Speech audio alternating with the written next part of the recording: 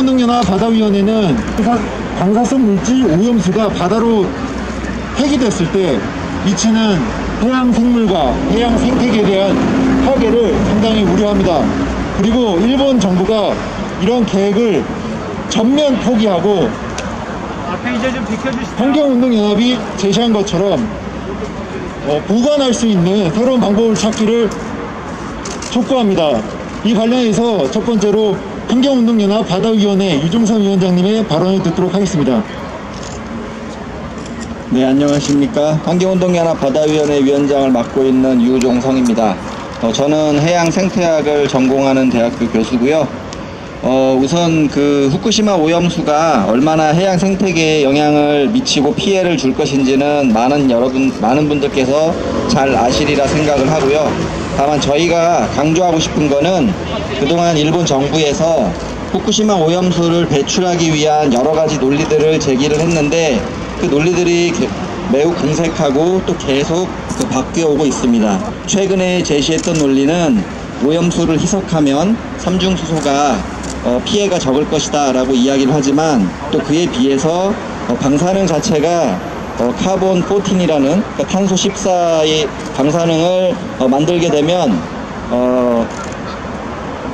그로 인해서 이 방사능이 해양 생태계의 먹이사슬 최상위까지 금방 전달이 되게 됩니다.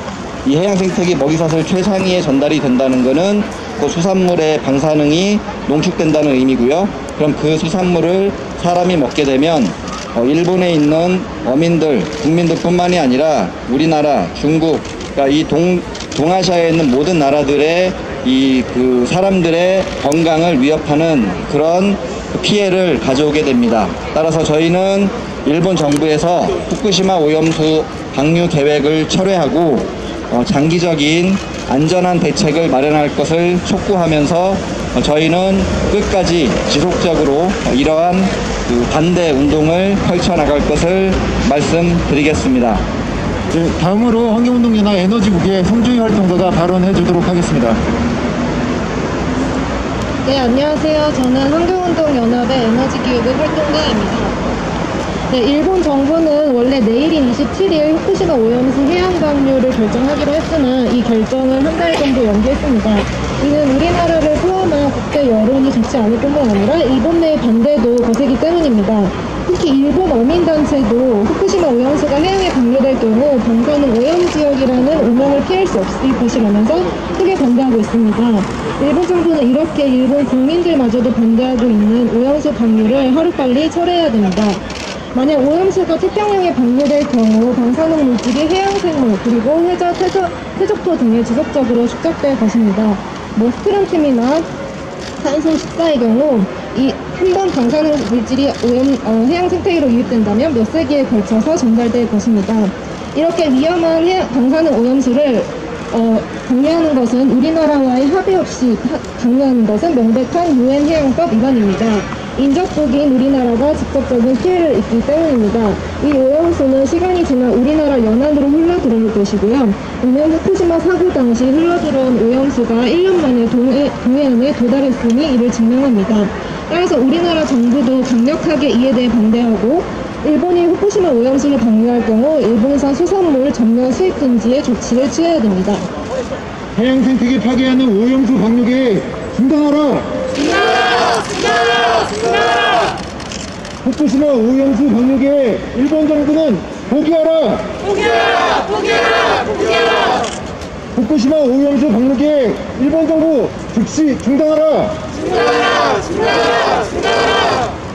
해양 생물 파괴하는 일본 정부 오염수 방류 계획 즉각 중단하라! 중단하라! 중단하라! 중단하라! 기자회견문 낭독하도록 하겠습니다. 기자회견문은 서울환경운동연합 정친기 국장님과 환경운동연합 김종원 활동가가 읽어주도록 하겠습니다. 기자회견문. 일본 정부는 후쿠시마 방사능 오염수 해양 방류 계획을 즉각 포기하라. 일본 정부는 국제사회의 비난과 국내 여론에 부딪혀 27일 진행하려던 후쿠시마 방사능 오염수 해양 방류를 위한 내각회의를 연기했다. 환경운동연합 바다위원회는 일본 정부의 오염수 해양 방류 계획은 해양 생태계의 방사능 피해를 유발하고 우리의 건강을 위협할 뿐만 아니라 국제해양법상 폐기물 해양 투기가 될 수 있는 명백한 국제 범죄임을 알린다. 바다위원회는 일본 정부가 오염수 해양 방류 계획을 전면 포기할 것을 강력히 촉구한다. 일본 정부는 2022년 오염수 저장 탱크의 부족과 처리 비용이 많이 든다는 경제적 이유로 오염수를 바다에 버리겠다는 계획을 진행하려 시도하고 있다. 지금 보관 중인 약 120만 톤의 오염수 72%에는 세슘, 스트론튬, 코발트 60, 안티몬 등의 방사성 물질이 기준치의 최대 2만 배가 넘게 존재한다. 일본 정부는 다핵종 제거 설비로 2차로 정화해 방류하겠다고 하지만 3중 수소와 탄소 14를 포함한 8개 방사능 핵종을 완전히 제거할 수 없어 해양 생태계와 우리 건강에 대한 피해를 피할 수 없다. 방사성 물질에 노출된 인체와 질병의 연관관계는 이미 다양한 연구 결과를 통해 입증됐다. 사람의 인체가 방사성 물질에 노출됐을 때 백내장, 심혈관 질환, 선천성 기형과 종양성 질환을 유발하는 것으로 보고됐다. 러시아 야브로코브 박사는 체르노빌에서 발생한 방사능이 식물, 포유류, 조류, 양서류, 어류, 무척추 동물에 생물학적 영향이 있음을 확인했다. 특히 후쿠시마 오염수에 들어있는 탄소 14는 다른 방사능과는 달리 바다로 방출되면 먹이사슬을 통해 해양 생태계로 신속하게 퍼지게 된다. 탄소 14는 다른 원소와는 달리 영양분의 형태로 생물에게 흡수되는 성질을 지닌다.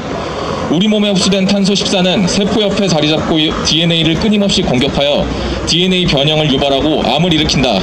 5,000년의 반감기를 가진 탄소 14는 앞으로 수만 년에 걸쳐 우리와 우리 후손들의 세포와 DNA를 계속 공격할 것이다.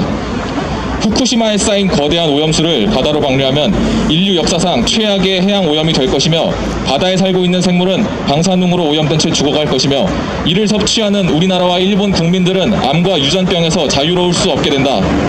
국제사회는 바다의 폐기물을 투기하는 것을 엄격히 금지하고 있다. 일본 역시 런던 협약 가입국으로 선박을 포함한 모든 원천으로부터 나오는 방사성 오염 물질로부터 해양 환경을 보호하겠다고 서약했다.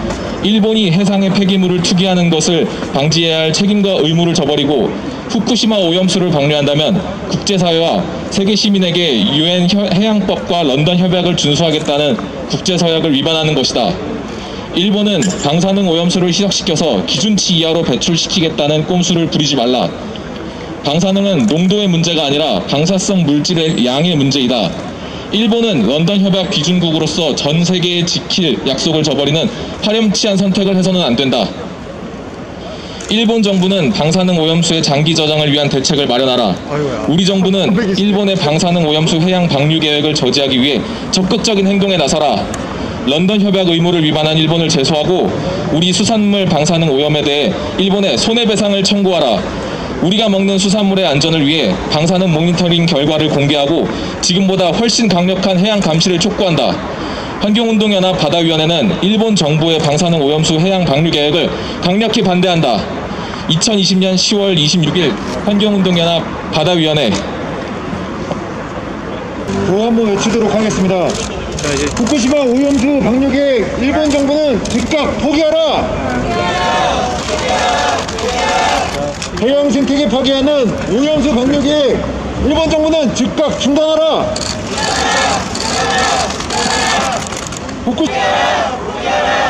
해양 생태계 파괴하는 일본 정부의 오염수 방류 계획 즉각 중단하라. 후쿠시마 오염수 방류 계획 반대한다. 해양 생물 파괴하는 오염수 방류 계획 즉시 포기하라.